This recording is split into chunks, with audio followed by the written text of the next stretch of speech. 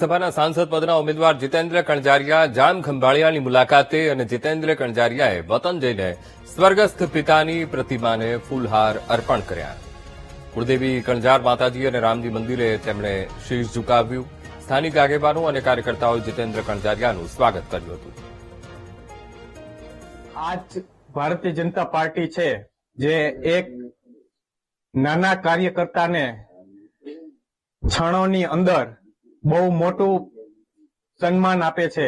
જે મને મળ્યું છે એ બદલ પાર્ટીનો તથા બધા સમાજનો ખૂબ ખૂબ આભાર માનું છું.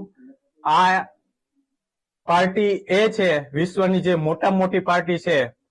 એ પાર્ટી આજે સાબિત કરી દીધું કે નાનો પણ માણસ એક મોટામાં મોટી પાર્ટીના એક પાયાના પથ્થર તરીકે જેને કામ કર્યું છે એને વિશ્વાસમાં રાખી અને પાર્ટીનું જે કામ કરે છે એ પાર્ટી હંમેશા કદર કરે જ છે કાર્યકર્તાની.